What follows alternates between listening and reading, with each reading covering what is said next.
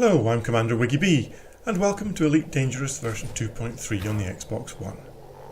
In this video I'm going to show you how to earn tons of cash through the underused and much maligned mechanic of NPC piracy.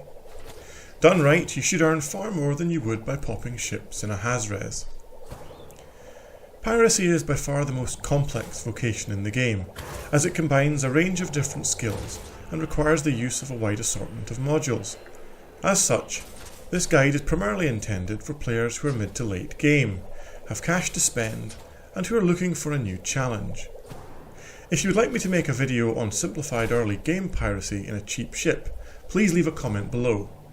I've got plenty of content ideas, but would like to assess the level of interest. During this video I'm going to describe where to go and what ships you should be targeting to maximise profit, how to fit out your ship, how to make your target easy to loot, and finally where to take your stolen treasure. But before all of that, I would like to talk about why piracy is unloved. I suspect that my first experiences were rather typical. I bought a Cobra, outfitted it with a cargo scanner, hatch breaker limpets and an interdictor, and then started attacking random Lakon ships. Whenever I managed a successful interdiction, I'd find that my prey was invariably carrying worthless bio-waste or hydrogen fuel.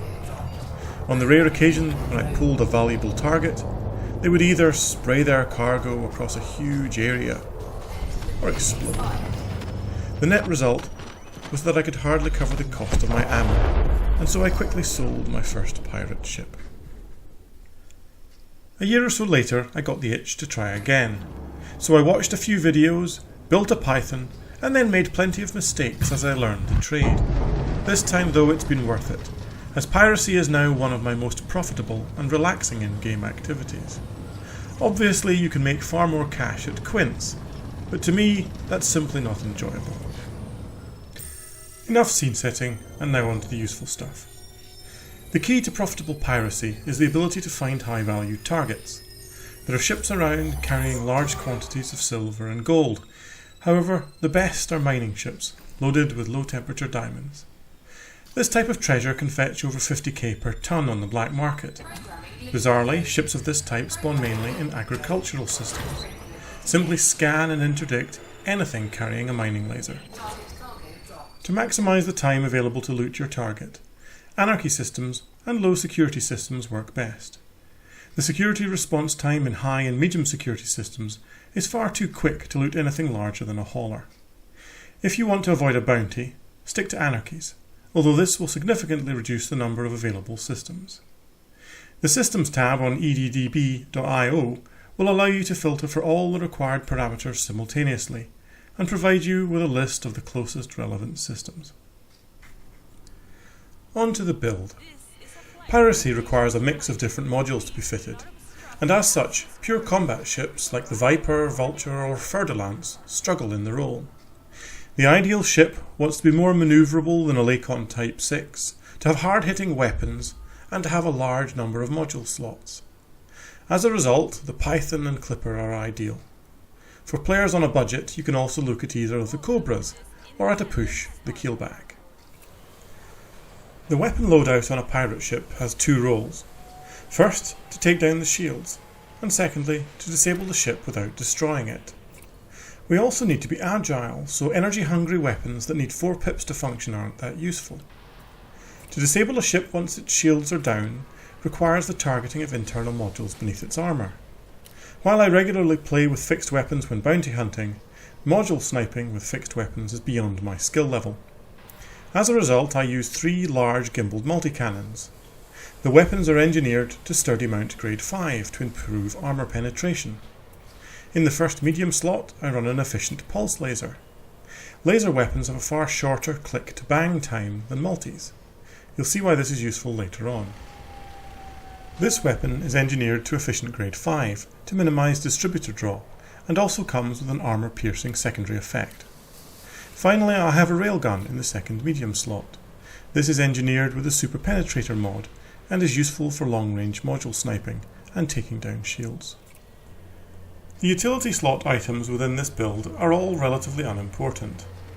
Once you are proficient in disabling ships, a wake scanner shouldn't be necessary, as they won't be going anywhere until you're done with them. The shield booster and chaff are personal preference. Finally, the manifest scanner is only really useful if you plan on pirating a wider variety of targets than just diamond miners. Most of my utilities are modified for lightweight to improve agility.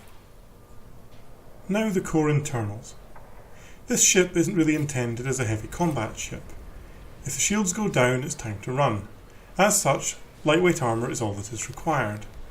I have a grade 1 heavy duty mod because it was already there before I refitted the ship for Piracy. The power plant is an A-rated unit, modified to overcharged grade 5. As you can see, this is considerable overkill for the build, although a stock module will be slightly underpowered and result in the FSD being disabled during combat. I've mentioned agility several times already, so it shouldn't be a great surprise that I'm using grade 5 dirty drives. This upgrades the Python's flight characteristics from ponderous to simply pedestrian. Still better than most Lacons. The frameshift drive is modified for jump range, as I tend to move from system to system to get the best prices for my loot. Life support is modified to reduce weight, as are the sensors. Finally, the distributor is A-rated and modified to charge enhanced grade 4. Grade 5 would be better, but I was short of exquisite focus crystals when I rolled the unit and haven't felt the need to go back. Now to round out with the optional internals. I'm currently running grade 5 reinforced prismatic shields on this build. My original reinforced 6A standard shields are still sitting in storage and may go back in to reduce mass. I'm also running a 5A shield cell bank on this ship. Again, this is personal preference. I mostly pirate in open, and so could easily be attacked by another player pirate. The cell bank is my high wake insurance, but does reduce my total cargo capacity and profit per run. As we're pulling ships from supercruise, an interdictor is a must. My personal preference is to modify using the expanded capture arc. To pick up loot, I have two size 3A collector limpet controllers, meaning I can run 4 limpets simultaneously. For a compliant ship, this is rather excessive. However, when ships try to run, or when they drop cargo on the move, having a large number of limpets speeds up the collection time and stops items drifting out of range. Finally, I have a grade 1A hatchbreaker limpet controller. This is all that is ever required as far as I can tell. All of the limpet controllers are modified for lightweight. Now on to some actual piracy. Here I have a mostly harmless Type 6, about as easy a mark as you're ever going to find. During interdiction, I find that spinning helps us center the target, though other people have different methods.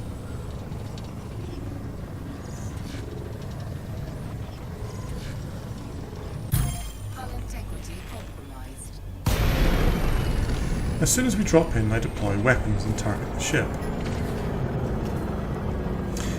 It's important to get a shot on as quickly as possible, as this will make the pilot aggressive and stop an immediate jump. As soon as the shields are down, select the power plant. It may be tempting to target the thrusters. Don't. This will result in the target spinning out of control and off into the distance. Disabling the power plant is best achieved by getting above or below the target. Maintain your position by reducing your throttle and using vertical thrust. Be extremely careful to stop shooting as soon as the indicator reads 0. Too many shots beyond this point and the ship will blow, taking your valuable loot with it. Turning on your ship's external lights also helps here, as it's easier to see exactly where your shots will fall. Once disabled, it is also easier to find the cargo hatch, and you should maneuver to face it. At this point, a harmless or mostly harmless commander will remain dead in the water and let you empty their cargo hold without any further trouble.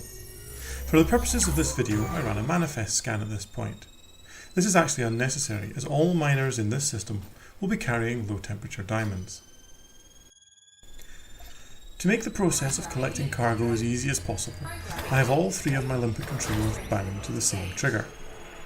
Holding fire will deploy 4 collectors and a hatch breaker. Remember to open your cargo hatch at this point.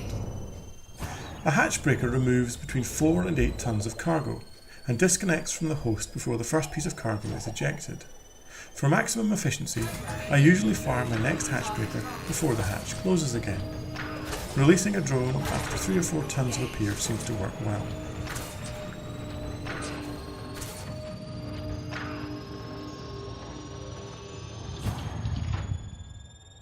Target cargo dropped.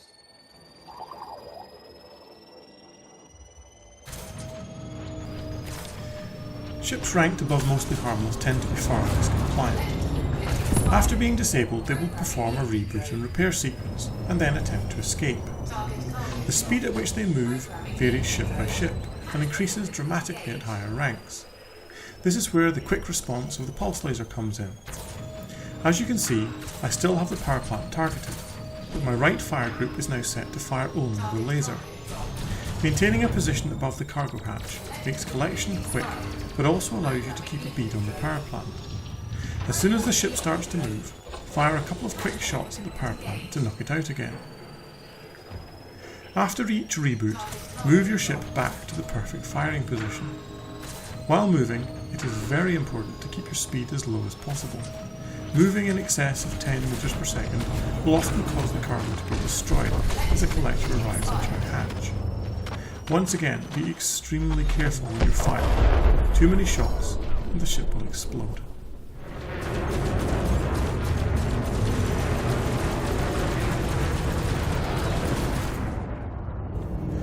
If a high-ranked ship is proving difficult to keep in place, it may be worth taking out its drives as well as its power plant. Just make sure you take out the power plant first. Once the drives have been severely damaged, the target will accelerate and also rotate far more slowly following a repair sequence. This will make disabling the power plant in future far easier and far less risky.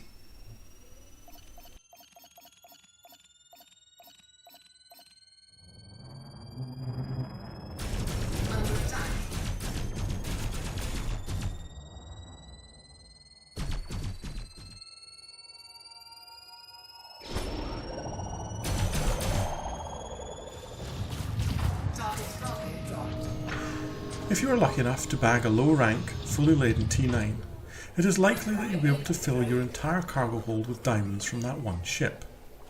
Most runs are not as easy as this and require 2 or 3 interdictions to fill your hold. Unfortunately, the more stops, the more limpets you tend to acquire. For this reason, I usually leave port with around 60 to 70 limpets, about a third of my cargo capacity. These take up valuable space, but can be discarded as you fill up. By default, your collector limpets will pick up the closest free-floating item. Originally, this meant that ejected cargo was immediately reacquired by your limpets. Nightmare. FDev have recently added a second item to the eject cargo menu. Any items that are abandoned will be ignored by your active limpets. Now our final task is to fence our stolen goods. Once again, EDDB is the tool for the job. Use the Commodities tab and select Low Temperature Diamonds. Find a station with a high price and high demand. Then check if it has a black market. If the answer is yes, then there is a good chance you'll get over 50k per tonne. This trip netted me over 8 million. If you enjoyed or found this video useful, please do leave a comment and a like. Otherwise, just leave a comment. I really did appreciate the constructive criticism after the last video, and I'm working hard to improve as I go. Anyway, that's it from me. Go and rob some NPCs, Commanders. WiggyB out.